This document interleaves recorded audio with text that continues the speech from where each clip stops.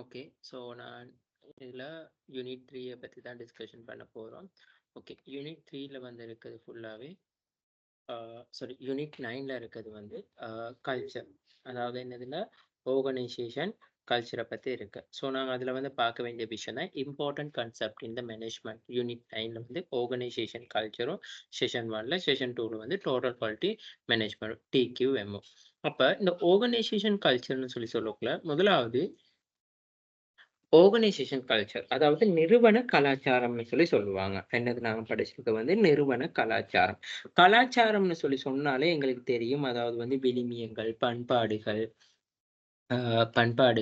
சமயம், மொழி அ எல்லாமே வந்து இந்த கலாச்சாரத்துக்குள்ள தான் வரும். இந்த கலாச்சாரம் வந்து நபர்களுக்கு நபர் வந்து எப்படி மாறுபட்டு நிக்குதோ, அதே மாரி இந்த நிறுவனங்களுக்கு நிறுவனமும் வந்து இந்த கலாச்சாரம்னு சொல்ற விஷயம் வந்து வேறுபட்டு நிக்கும். சரியா? ஸோ அப்ப ஓகே. இப்ப நிறுவன கலாச்சாரம்னு சொல்லும் பொழுது, அதாவது நிறுவன அங்கத்தவர்களால, அதாவது நிறுவன அங்கத்தவர்கள்னு சொன்னா, நாங்க அதாவது வந்து நாங்க சொல்லுவோமே பார்ட்டிசிபேஷன்ஸ்ன்னு சொல்லி ஆர்கனைசேஷன்ல இருக்க எம்ப்ளாயியா இருக்கலாம், மேனேஜர்ஸா இருக்கலாம், எல்லாமே ஓவரா. அப்ப நிறுவன அங்கத்தவர்கள் பொதுவாக காணப்படுகின்ற நடத்தை பாங்குகள், அதாவது அவங்களோட பிஹேவியர் ஆட்டிட்யூட்ஸ், அவங்க பின்பற்றப்படுகின்ற நம்பிக்கைகள், அதாவது அவங்க ஃபாலோ பண்ற வந்து பிலீவ்னஸ், அடுத்தது மதிப்பு, வேல்யூஸ் இது எல்லாமே வந்து சேர்ந்தது தான் ஆர்கனைசேஷன் கல்ச்சர்ன்னு சொல்றாங்க. சரியா? அப்ப இந்த ஆர்கனைசேஷன் கல்ச்சர்ன்னு சொல்லக்குள்ள வந்து, ஒரு நிறுவன அமைப்புல வந்து உள்ள மக்கள் என்ன சொல்றாங்க? அவங்க என்ன செய்றாங்க? என்ன நினைக்கிறாங்க? அதாவது what do you think? What do you do? And what others say. So இதுகள வந்து எல்லாமே எக்ஸ்ப்ளைன் பண்றது தான் இந்த ஆர்கனைசேஷனல் கல்ச்சர்ன்னு சொல்ற விஷயம். அப்ப நிறுவன கலாச்சாரம்னு சொன்னா, அந்த நிறுவனத்துல இருக்கிற தரப்பினர்களால அங்கத்தவர்ன்னு சொல்லலாம், அப்படி மெம்பர்ஸ்ன்னு சொல்லலாம். இல்லாட்டி நிறுவனத்துல இன்வால்வ் பண்ணியிருக்க பார்ட்டிஸால வந்து அவங்க வந்து அதாவது அவங்கக்குள்ள காணப்படுகின்ற இந்த ஆட்டிட்யூட்ஸா இருக்கலாம், ஃபாலோ பண்ற பிலீவ்னஸா இருக்கலாம், ஸோ அவங்களோட வேல்யூனஸா இருக்கலாம். இது எல்லாத்தையும் வந்து சேர்க்கிறது தான் வந்து நிறுவன கலாச்சாரம்னு சொல்றாங்க. ஓகேயா? ஸோ இந்த நிறுவன கலாச்சாரம்னு சொல்லும் பொழுது இந்த கல்ச்சர்ன்னு சொல்ற விஷயம் வந்து பார்த்தீங்கன்னு சொன்னா, ஓகே. அதாவது வந்து நாங்க ஆர்கனைசேஷன்ல இருக்கலாம், லீடர்ஷிப்ல கல்ச்சர்ஸ் இருக்கலாம், மக்கள் மத்தியில கல்ச்சர் இருக்கலாம், ஸ்டாண்டர்ட் அண்ட் பாலிசிஸ் அதாவது வந்து ஸ்டாண்டர்ட் அண்ட் பாலிசினா நியமங்கள் மற்றும் கொள்கைகள்ல இருக்கலாம், கம்பன்சேஷன்ல இருக்கலாம், அடுத்தது என்வைரன்மென்ட் ஆல்மோஸ்ட். ஸோ இது எல்லாமே வந்து ஒன்று சேர்ந்தது தான் இந்த கல்ச்சர வந்து உருவாக்குது. ஒரு கல்ச்சர் ஒண்ணு உருவாகுதுன்னு சொன்னா, இதன் எல்லாத்துலயும் வந்து தாக்கங்கள் வந்து காணப்படும். சரியா? ஓகே. நாங்க இப்ப அடுத்த விஷயத்துக்கு போவோம். சரி.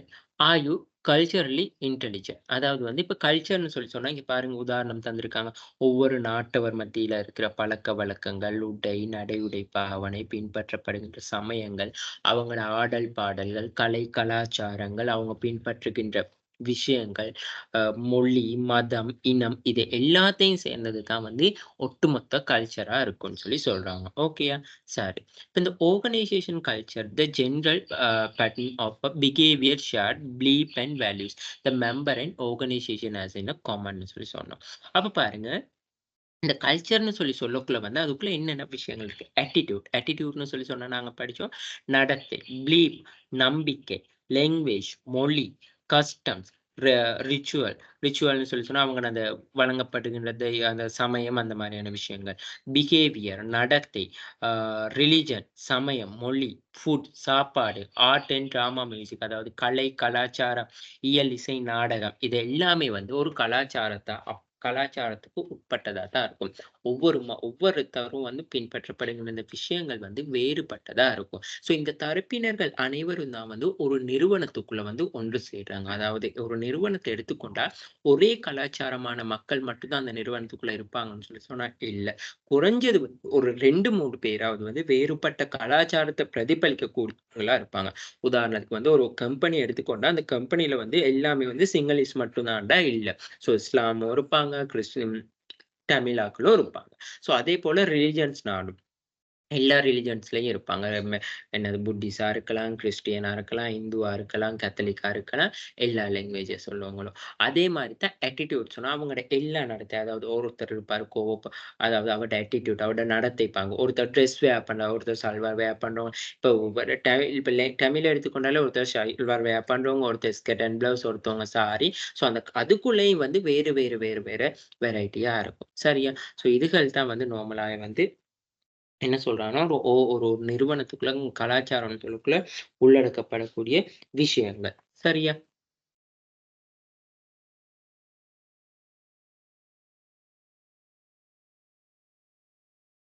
சரியா? இந்த ஆர்கனைசேஷன் கல்ச்சர்ன்னு சொல்லக்குள்ள வந்து, அதுக்குள்ள என்னென்ன விஷயங்கள் வந்து இன்க்ளூட் ஆகுதுன்னு சொல்லி சொன்னா, அதாவது பர்ப்பஸ் அண்ட் கோல்ஸ். அதாவது ஒவ்வொரு நிறுவனத்த பொறுத்து. இப்ப நாங்க இந்த கலாச்சாரங்கள் வந்து இந்த கலாச்சாரங்கள் எப்படி நபருக்கு நபர் வேறுபடுதோ, அதே மாரி நிறுவனத்துல வந்து கல்ச்சர்ன்னு சொல்ற விஷயமும் வந்து, அந்த நிறுவனங்களுக்கு நிறுவனங்கள் வந்து வேறுபடக்கூடியதா இருக்கும். நிறுவனங்களுக்கு நிறுவனம் வந்து வேறுபடக்கூடியதா இருக்கும். அது எப்படி நிறுவனங்களுக்கு நிறுவனம் வேறுபடக்கூடியதா இருக்கும்னு சொல்லி சொன்னா, அவங்க பயன்படுத்துகின்ற தொழில்நுட்பங்களா இருக்கலாம்.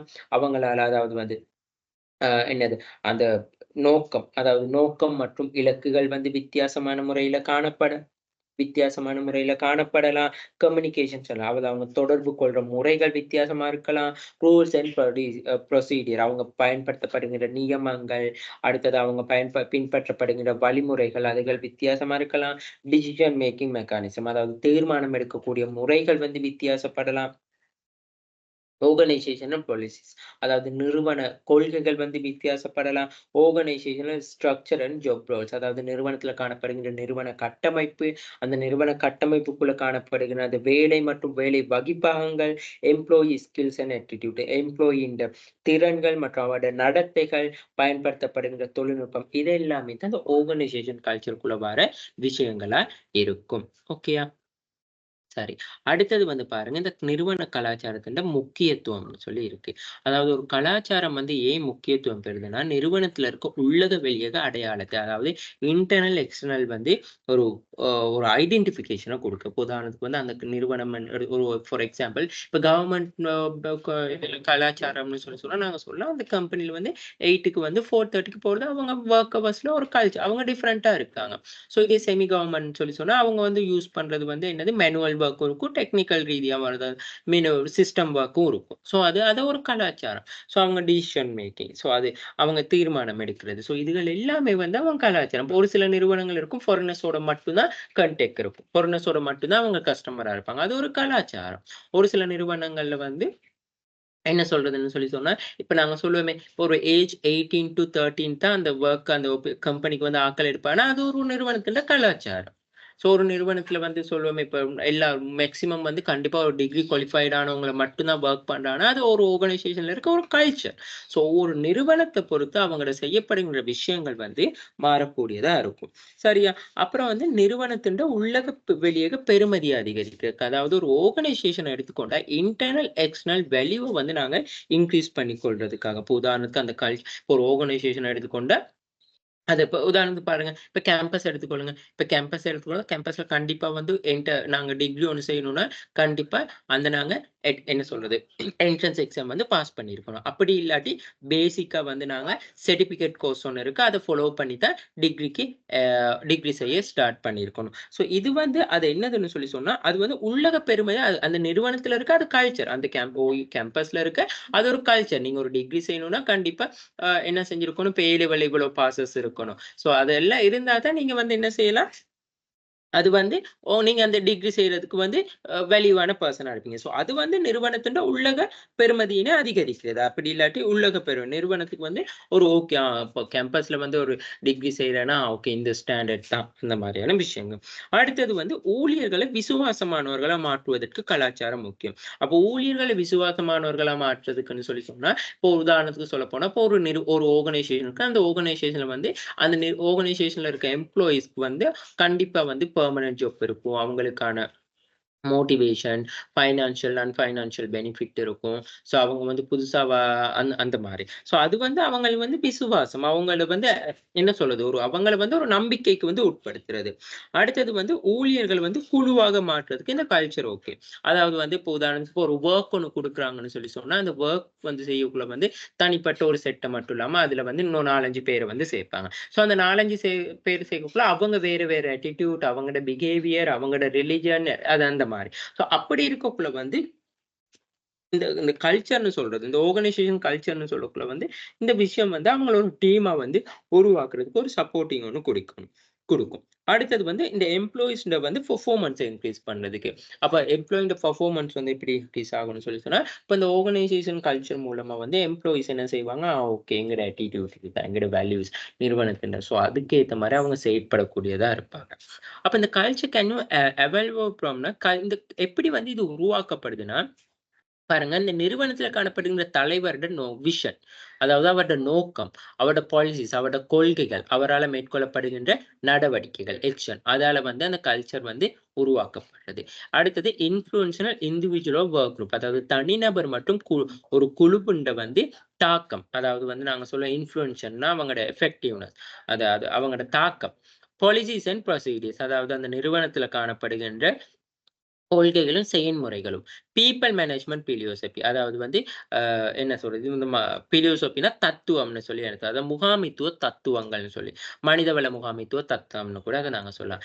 Employee work ethics. அதாவது வந்து வேலை தொடர்பான வந்து அதாவது எத்திக்ஸ்ன்னு சொல்லி சொன்னா ஒழுக்க நடவடிக்கைகள். ஸோ இதுதான் வந்து ஒரு நிறுவனத்தில கலாச்சாரம் உருவாகுதுன்னா, அது கலாச்சாரம் எப்படி உருவாக்குனா காரணம். இப்போ ஒரு லீடர் விஷன்னா ஒரு ஒரு தலைவர்ட்ட வந்து விஷன் இருக்கலாம். ஓகே நாங்க வந்து இவ்வளவு தூரத்துக்கு கோல்ஸ் அச்சீவ் பண்ணணும். ஸோ நாங்க வந்து நாட்டுக்கு வந்து இவ்வளவு சேவை ஆற்றணும். ஸோ எங்களோட வணிகம் வந்து சமூகத்துக்கு ஒரு நல்ல எடுத்துக்காட்டா இருக்கணும். ஸோ பாலிசிஸ் அந்த நிறுவனத்தால பின்பற்றப்படுகின்ற கொள்கைகள். ஸோ அது அவங்க வந்து கேர்ல்ஸுக்கு வந்து கூடுதலா என்ன சொல்றது, எம்ப்ளாயீஸ்க்கான வொர்க் வரக்குள்ள ஃபீமேல், மேல்ஸ்ன்னு சொல்லி 2 கேட்டகரியிலயும் வொர்க் அந்த மாரியான வொர்க் இருக்கும்.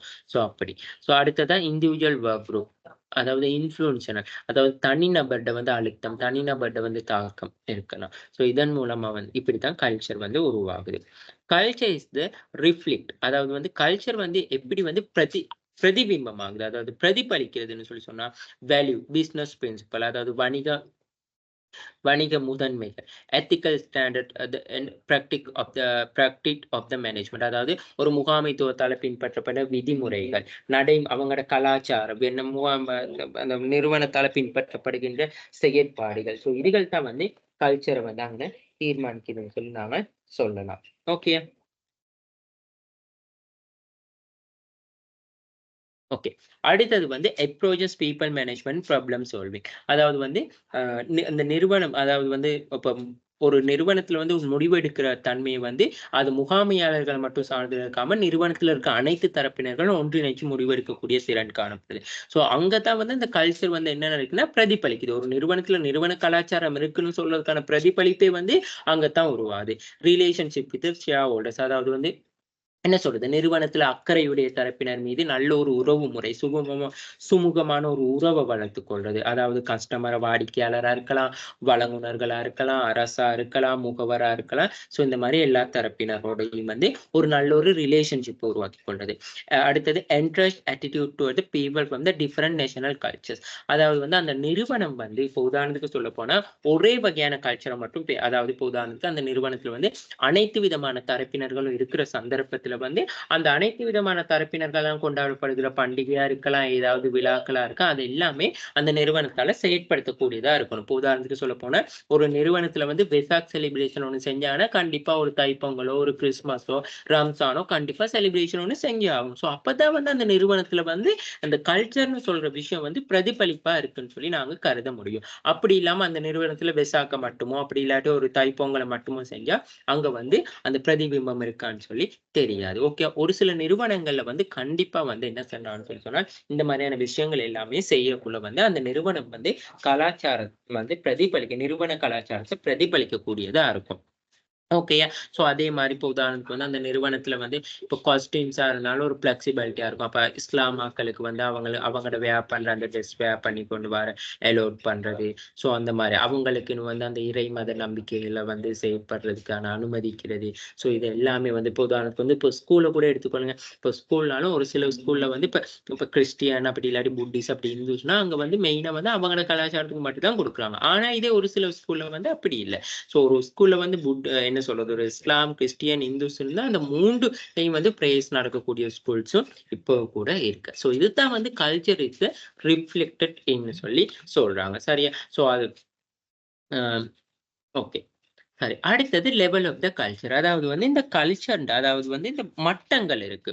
இப்போ ஒரு இப்ப நாங்க எப்படி ஒரு தேவைன்ற மட்டங்கள் எல்லா விஷயத்திலும் ஒவ்வொரு லெவல்ல இருக்கோ, அதே மாரி வந்து இந்த கல்ச்சர்ல வந்து ஒரு மட்டம் இருக்குது. சரியா? ஸோ இங்க வந்து உங்களுக்கு இந்த படத்த எடுத்து காட்டியிருக்காங்க. இப்ப கலாச்சாரம்னு சொல்லி சொன்னா எங்களுக்கு வந்து என்னைக்குமே வந்து என்ன சொல்றது? ஒரு பனிக்கட்டி மாரி. அதாவது எங்களுக்கு மேல தெரியிற பிரதிபிம்பம் வந்து ரொம்ப சின்னதா இருக்கும். ஆனா அதுக்கு அடியில வந்து ரொம்ப ஆழமானதா இருக்கும். ஸோ அதுதான் ஒருத்தர்ட அந்த இனம், மதம், மொழி ஸோ அவங்களோட வந்து பரம்பரையா இருக்கும். ஸோ அத வந்து ஃபாலோ பண்றது வந்து ரொம்ப கடினமா இருக்கும்.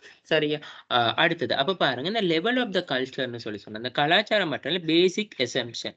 அதாவது வந்து என்ன சொல்றான்னு சொல்லி சொன்னா, இது வந்து ஒரு நிறுவனத்துல வந்து காணப்படுகின்ற ஒரு ஓகே. பாருங்க the thing that the one see, hear the feel when one encounter new group within the unfamiliar culture. அதாவது வந்து இதத்தான் ஆர்டிஃபெக்ட்ன்னு சொல்லி சொல்றது. அதாவது ஆர்டிஃபெக்ட்ன்னு சொல்லி சொன்னா, புதுசா ஒரு நபர் இருப்பாரு.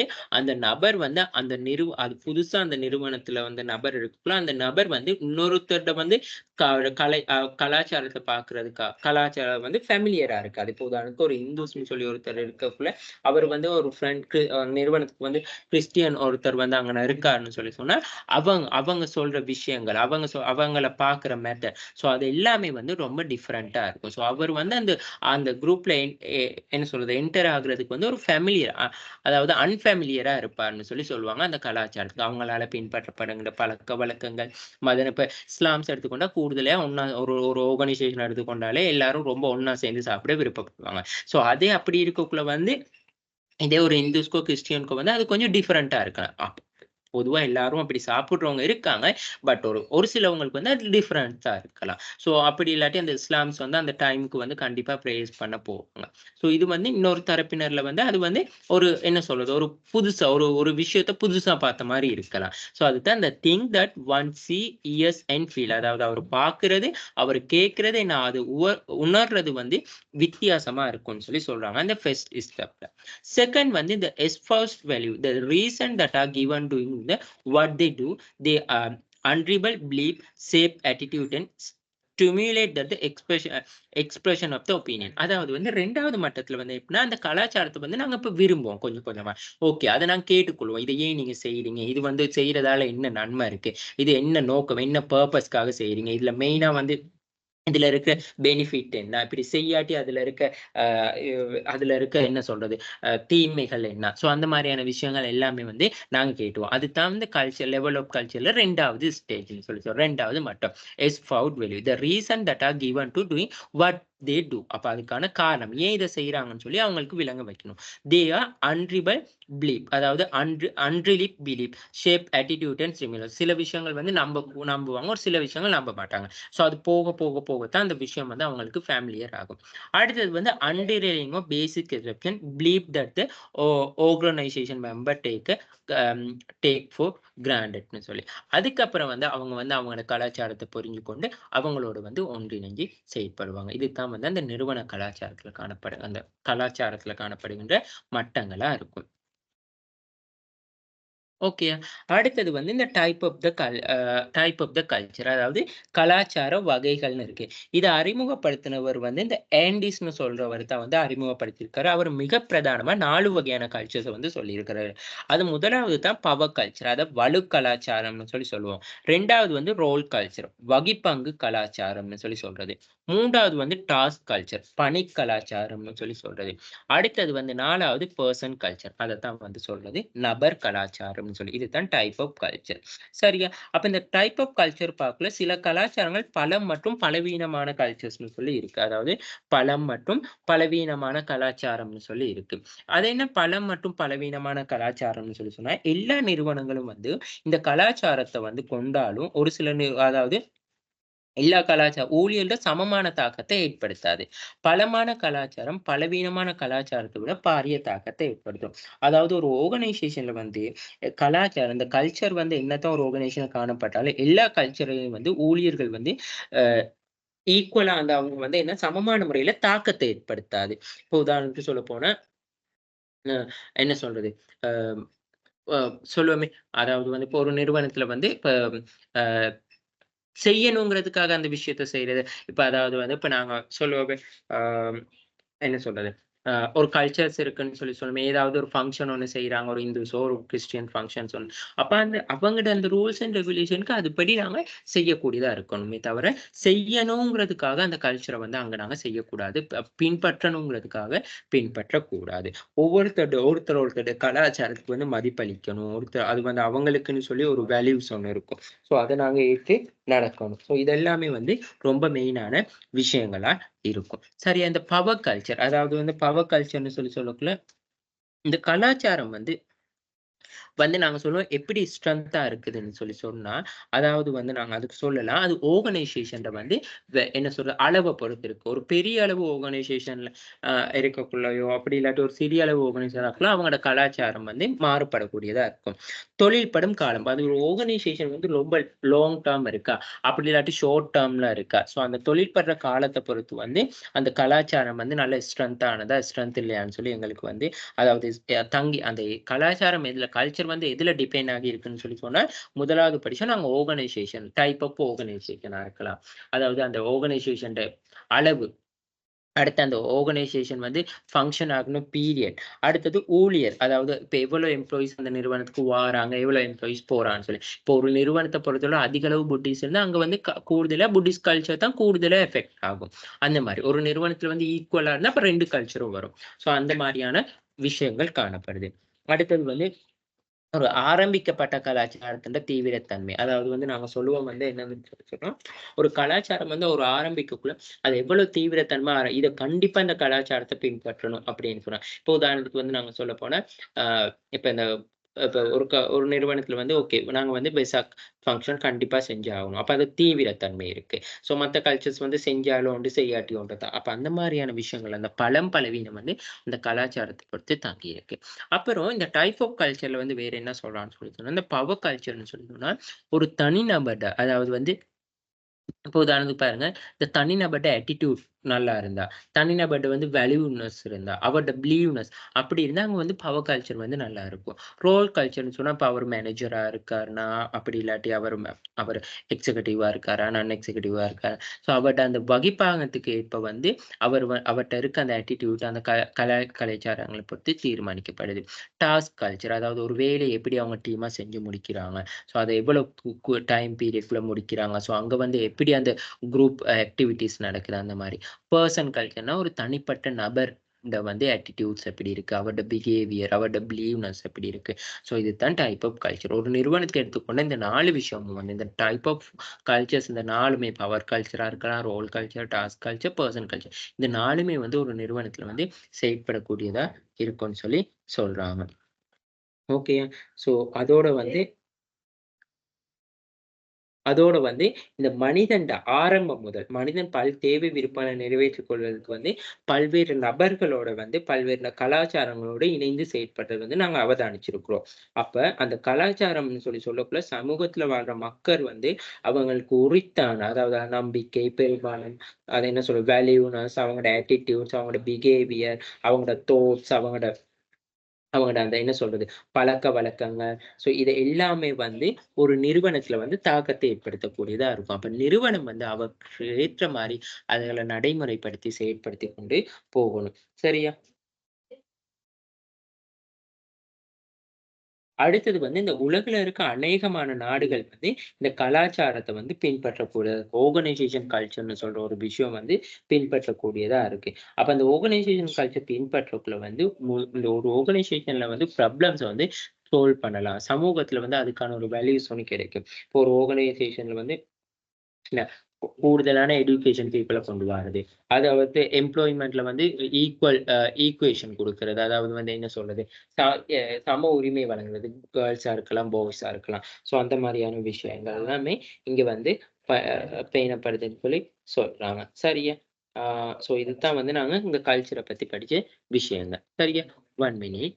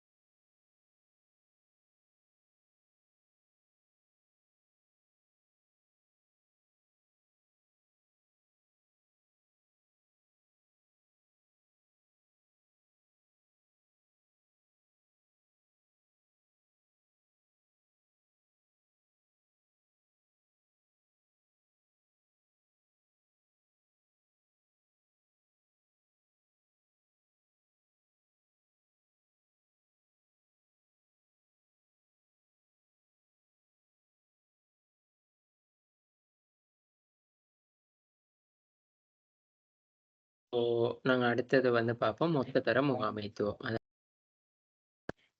டிக்யூஎம்ன்னு சொல்லி சொல்லுவாங்க. டோட்டல் குவாலிட்டி மேனேஜ்மெண்ட்ன்னு சொல்லி நாங்க சரளமா சொல்லுவோம். இப்ப இந்த மொத்த தர முகாமைத்துவத்துல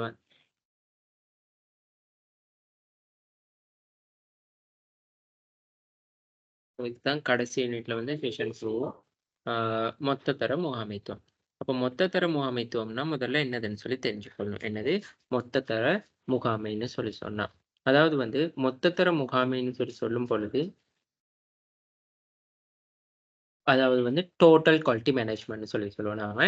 டோட்டல் குவாலிட்டி மேனேஜ்மெண்ட். அதாவது ஒரு ஒட்டுமொத்தமாக முகாமைத்துவத்துல வந்து கட்டமைக்கப்பட்ட அணுகுமுறை தான் மொத்த தர முகாமைத்துவம். ஒரு நிறுவனத்தை எடுத்துக்கொண்டா, அதாவது உள்ளக நடைமுறைகளை தொடர்ந்து மேம்படுத்துவதன் மூலம், பொருட்கள், சேவை உட்பட ஒரு நிறுவனத்துல அந்த வெளியீடுகள் எல்லாம் ஓவராலா ஒரு நிறுவனத்துல இன்புட்டா இருக்கலாம், ப்ராசஸிங்கா இருக்கலாம், அவுட்புட்டா இருக்கலாம். அந்த ஓவராலா எல்லா விஷயத்திலயுமே வந்து என்ன செய்றதுன்னு சொல்லி சொன்னா தரத்த வந்து பேணுறது தான் மொத்த தர முகாமைத்துவம்னு சொல்லி நாங்க சொல்லுவோம். அப்ப பாருங்க, அதாவது வந்து ஒரு நிறுவனத்துல வந்து வெளியீடுகளோட தரத்தை மேம்படுத்துவதோ இந்த செயல்முறையின் முக்கிய நோக்கம். அதாவது அவுட்புட்ல ப்ராடக்ட் அண்ட் சர்வீஸ்.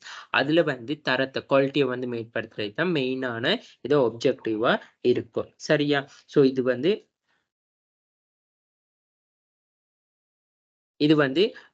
என்ன சொல்றேன்னா, ட் டைம வந்து மேனேஜ்மென்ட் பண்ணுதுன்னு சொல்லி சொல்லுவோம். சரியா? டைம வந்து மேனேஜ்மென்ட் பண்ணுதுன்னு சொல்லி சொல்லுவோம். அப்ப இந்த டோட்டல் குவாலிட்டி மேனேஜ்மென்ட்ல வந்து முதலாவது டோட்டல். இப்ப டோட்டல்ன்னு சொல்லி சொல்லக்குள்ள ப்ராசஸ், ப்ராடக்ட் அண்ட் சர்வீஸ். அதாவது வந்து உற்பத்தி பொருட்கள், சேவையின் மொத்த ப்ராசஸையும் பார்க்கணும். அடுத்தது இம்ப்ளிமெண்டேஷன், ஆர்கனைசேஷன், கம்யூனிகே கமிட்மென்ட். அதாவது நிறுவனத்தின்ட வந்து பங்கு பற்றல். ஸோ அதெல்லாம் சேர்க்கிறது. அடுத்தது வந்து குவாலிட்டி. இப்போ குவாலிட்டின்னு பார்க்கக்குள்ள process the product and service. அப்போ ப்ராடக்ட் ப்ராசஸ்ல வந்து குவாலிட்டிய பார்க்கணும். அடுத்தது principle of the employee leadership. அதாவது வந்து என்ன சொல்றாங்க? அவங்க அந்த தலைமைத்துவத்தின் பங்கு எப்படி இருக்குன்னு சொல்லி. அடுத்தது மேனேஜ்மென்ட். மேனேஜ்மென்ட்ன்னு போகக்குள்ள அதுவும் ஆர்கனைசேஷன்ட கமிட்மென்ட். அதாவது நிறுவனத்தின்ட வந்து செயற்பாடு, நிறுவனத்தின்ட தன்மை எப்படி காணப்படுது. அது மட்டும் இல்லாம principle of the employee leadership. அதாவது வந்து ஒரு நிறுவனத்தில் காணப்படுகின்ற ஊழியர் மற்றும் தலைமைத்துவம் எப்படி காணப்படுது. இது எல்லாத்தையும் ஓவராலா சேர்ந்தது தான் வந்து டோட்டல் குவாலிட்டி மேனேஜ்மென்ட்டா இருக்கும். The quality of this degree with the set of the inherent characteristics the fulfill requirement. சரியா? அப்ப இந்த மொத்தத்தர முகாமைத்துவம்னா ஒரு நிறுவனத்துல காணப்படுகின்ற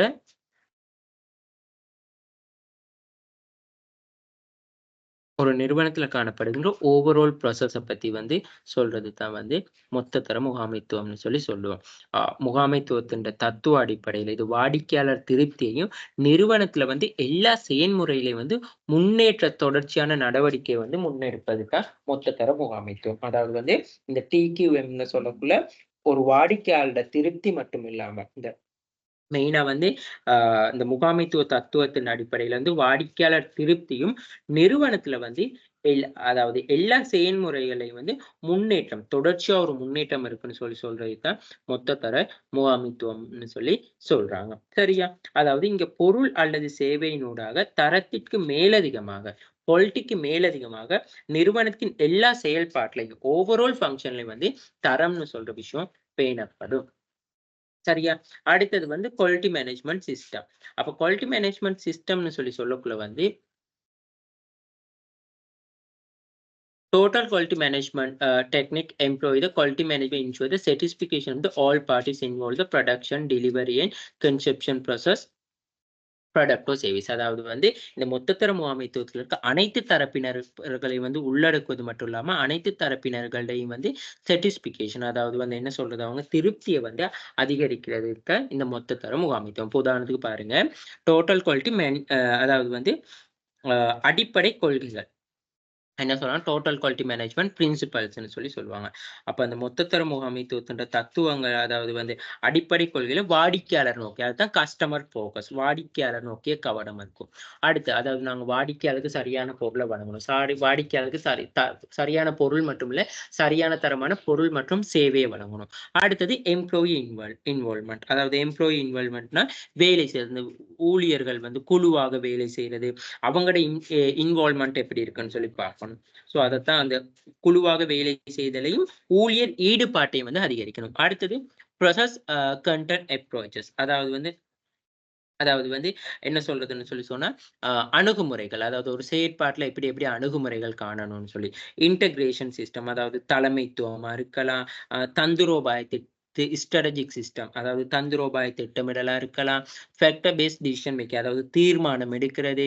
கன்டின்யூ இம்ப்ரூவ்மென்ட் தொடர்ச்சியான தர உறுதிப்பாடு, தர திட்டமிடல், தலைமைத்துவம் இதுகள் எல்லாமே வந்து சேர்ந்தது தான் வந்து நாங்க என்ன சொல்லுவோம்னா, இந்த டோட்டல் குவாலிட்டி மேனேஜ்மென்ட் பிரின்சிபல் மொத்த தர முகாமைத்துவத்தின் அடிப்படை கொள்கையா வந்து தான் அந்த விஷயங்கள் வந்து காணப்படுது. சரியா?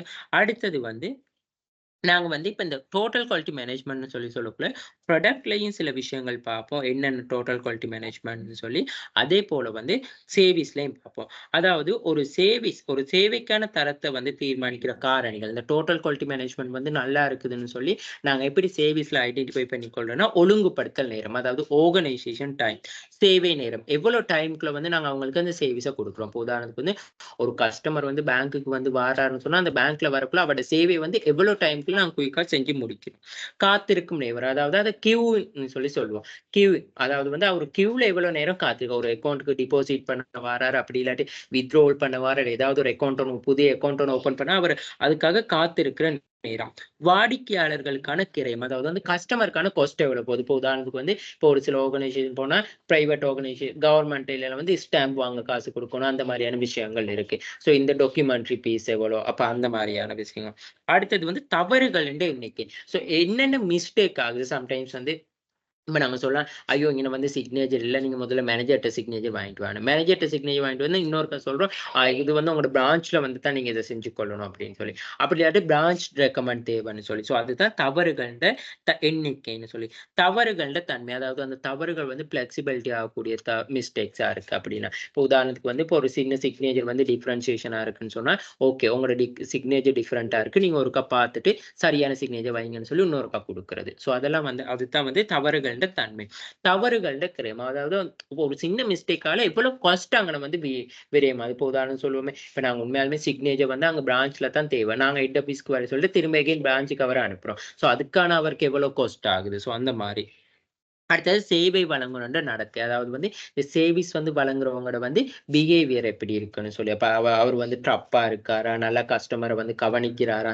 அந்த மாரியான விஷயங்கள். அடுத்தது அவரோட அணுகுமுறை. அதாவது சேவை வழங்குனரோட அப்ரோச்சஸ். அதாவது வந்து இப்ப ஒரு சிலவங்க இருக்காங்க, அந்த இப்ப இன்சூரன்ஸ் எல்லாம் எடுத்துக்கொண்டா கூட, இன்சூரன்ஸ் போடமுனுக்கு அவங்க வந்து கஸ்டமர் சொல்றது எல்லாம் சரி, சரின்னு தலையாட்டுவாங்க.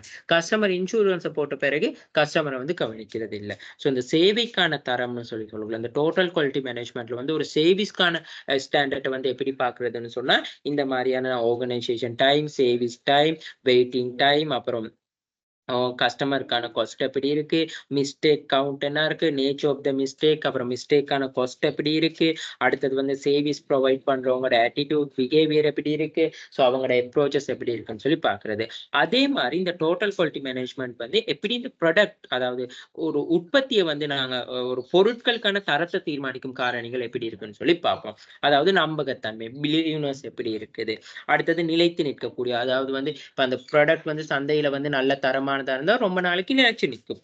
சேவை வசதி. ஸோ அவருக்கு அந்த ப்ராடக்ட்ட பெற்றுக்கொள்றதுக்கு அதாவது பிஃபோர் சர்வீஸ் அண்ட் ஆஃப்டர் சர்வீஸ்ன்னு சொல்லி சொல்லுவோம். கையாளக்கூடிய இதாக இருக்கலாம். அதாவது அந்த எப்படி அந்த அந்த ஹேண்டில் பண்ற விஷயம். செயல்திறன் நல்ல அந்த ப்ராடக்ட்னாலும் இப்போ உதாரணத்துக்கு ஒரு மெஷினோ அப்படின்னாலும் செயல்திறன் மிக்கதா இருக்கணும். வாங்கி 1 இயர்னா அந்த 1 இயர்க்குள்ளயே வந்து டேமேஜ் ஆகாத மாரி அப்படி. அப்ப அந்த என்ன சொல்றது? அந்த வாரண்டி பீரியட்ன்னு அப்ப அந்த என்ன சொல்றது? வாங்கி 1 இயர் நல்லாருக்கும். அதுக்கு பிறகு பாவிக்கலாம் போகும். ஸோ அப்படியெல்லாம் இருக்கக்கூடாது.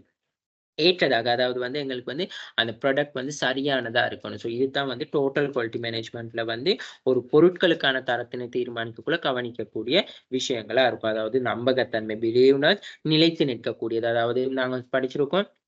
ஒரு பொருள் வந்து சந்தையில எவ்வளவு காலத்துக்கு நிலைத்து நிற்கக்கூடிய தன்மையில இருக்குன்னு சொல்லி. சேவை வசதி, சேவிஸ் அ அ சேவிஸ் அ சேவிஸ்ன்னு சொல்லி சொல்லுவோம். பெறக்கூடிய தன்மை அதாவது பெறக்கூடிய நன்மைகள் என்னென்ன அந்த ப்ராடக்ட் மூலமா எங்களுக்கு என்னென்ன ஆப் ஆப்ப ஆப்பர்ச்சுனிட்டீஸ் இருக்கு. ஸோ இதுகள் எல்லாமே வந்து நாங்க பார்ப்போம். சரியா?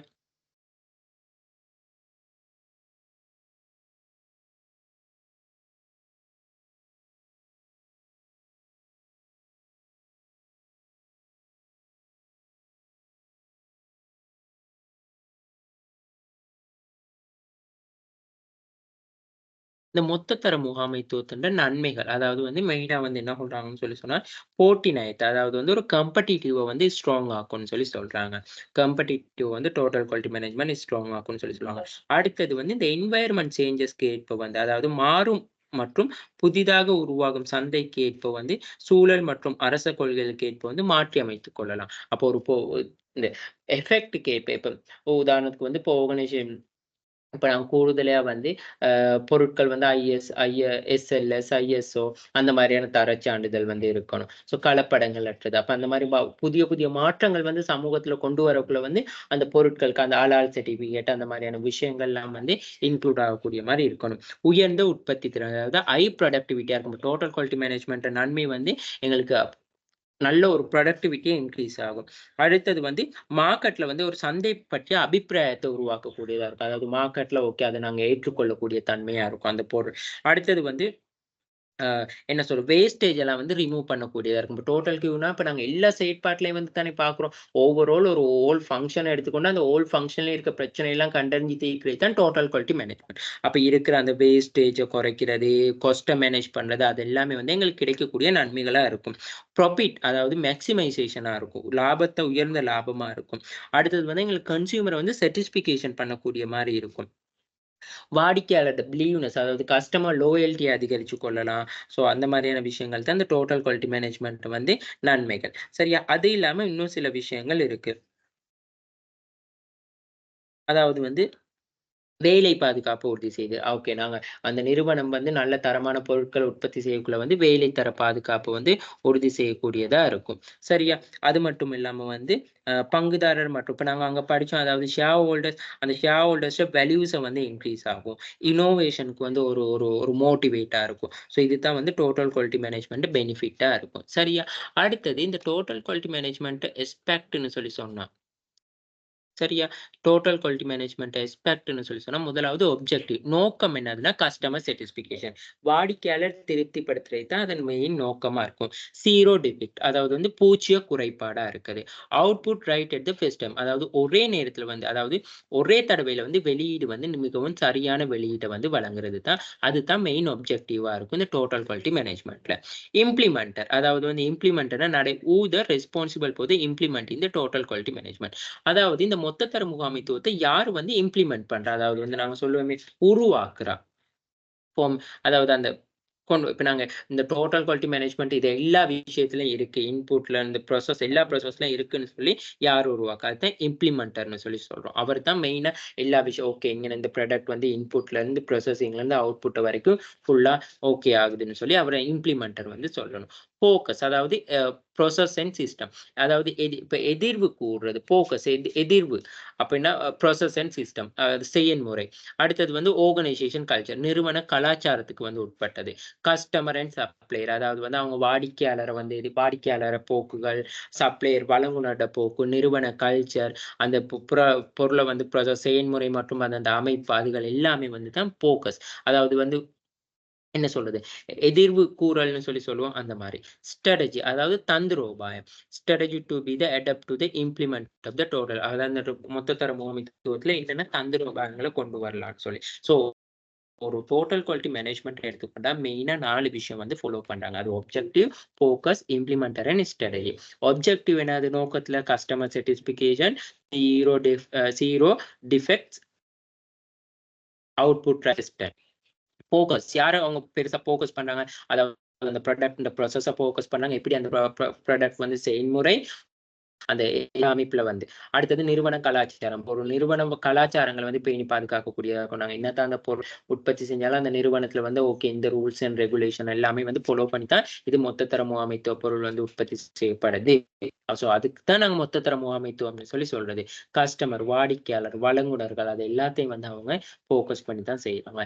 இம்ப்ளிமெண்டர் அதாவது இந்த டோட்டல் குவாலிட்டி மேனேஜ்மென்ட் வந்து யாரு வந்து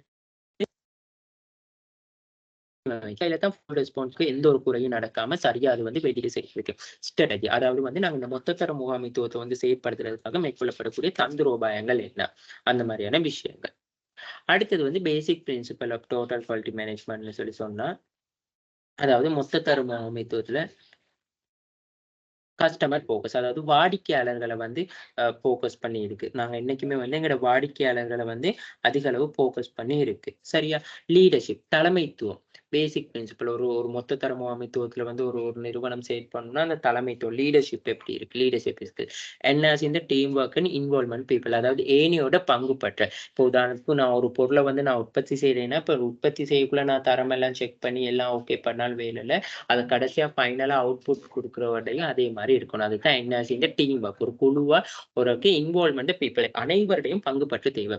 முச்சுவலி benefits of the supplier relationship. அதாவது ஏன் சப்ளையர் ரிலேஷன்ஷிப்னா, இப்ப நாங்க என்னத்தான் ஒரு பொருள வந்து நல்லா தர முடியாத உற்பத்தி செஞ்சாலும் வேணும்ல, எங்களுக்கு கிடைக்கக்கூடிய மூலப்பொருட்கள், தொழில்நுட்பம், மூலியம் அது எல்லாமே எங்களுக்கு வழங்குனர் மூலமா தான் கிடைக்கப்படுது. அப்ப அவங்க அந்த வழங்குனர்கள் சிறந்த வழங்குனர்கள நாங்க தெரிவு செஞ்சா மட்டும் தான் எங்களுக்கு மொத்தத்தர முகாமைத்துவமும் சிறந்ததா காணப்படும். ஸ்ட்ராட்டஜி குவாலிட்டி பிளானிங் அதாவது வந்து என்ன சொல்றோம்னா, தந்திரோபாய நியம திட்டங்கள வந்து கொண்டு வரது. அதாவது வந்து ஃபெஸ்ட் அப்ப நாங்க அந்த அந்த டோட்டல் குவாலிட்டி மேனேஜ்மென்ட்ல ஃபெஸ்ட் இன், ஃபெஸ்ட் அவுட் முறைன்னு சொல்லி இருக்கு. ஜிக் முறைன்னு சொல்லி இருக்கு. தரங்கள கட்டுப்படுத்துறது. அந்த QCC அதாவது தர கட்டுப்பாட்டு வட்டம், தர சுற்றுவட்டம் அதுகள் எல்லாத்தையும் வந்து நாங்க பார்க்கிறதுன்னு சொல்லி சொல்றோம். சரியா? So okay. அடுத்தது குவாலிட்டி அஷ்யூரன்ஸ். அப்ப குவாலிட்டி அஷ்யூரன்ஸ்ன்னு வந்தா நியமங்கள். ஓகே இந்த பொருள் வந்து தர கட்டுப்பாட்டானது. அதாவது அந்த பொருள் அதன் தேவை பூர்த்தி செய்ய இயலுமான சிறப்பு அம்சங்கள் காணப்படுதுன்னு சொல்லி சொல்றது. ஸோ இந்த தர கட்டுப்பாடு அதுதான் குவாலிட்டி அஷ்யூரன்ஸ்ன்னு சொல்லி சொல்றது. அந்த குவாலிட்டி அஷ்யூரன்ஸ்ல தான் வாடிக்கையாளர் முறைப்பாடு குறையிறது, வளங்கள் அதாவது தேவையில்லாம வளம் வீண் விரயமாகிறது, குறையிறது, வாடிக்கையாளருக்கு சாட்டிஸ்ஃபிகேஷன் இன்கிரீஸ் ஆகிறது, போட்டித்தன்மை கூட்டுறது அது எல்லாமே. Provide the training and recognition அதாவது வந்து நாங்க வந்து இந்த மொத்தத்தர முகாமைத்துவம் வந்து இந்த ஊழியர்களால தானே அந்த ஊழியர்களோ, முகாமையால் தான் அந்த உற்பத்திகள் உருவாக்கப்படுது. ஸோ அவங்களுக்கு ட்ரெய்னிங், அவங்கள வந்து பயிற்சி அளிக்கிறது அந்த மாதிரியான விஷயங்கள். ஸோ இதுதான் basic principle of total quality management. சரியா? ஸோ இதுகள் தான் வந்து மெயினா இருக்கு. ஓவராலா இந்த டோட்டல் குவாலிட்டி மேனேஜ்மென்ட்னா என்னது? அதோட நன்மைகள், ஸோ இதுல இல்லாத விஷயங்களும் நான் சொல்லிக் குடுத்திருக்கேன். இந்த பிரின்சிபல் ஆஃப் இது வந்து basic principle of total quality management. So அந்த விஷயங்கள் எல்லாத்தையும் பார்த்துக்கொள்ளுங்க. ஓகேயா? ஸோ என்கிட்ட இருக்க அந்த டோட்டல் குவாலிட்டி மேனேஜ்மென்ட் நோட்ஸுங்க இருக்கு. நான் அதுங்களையும் ஷேர் பண்ணி விடுறேன்.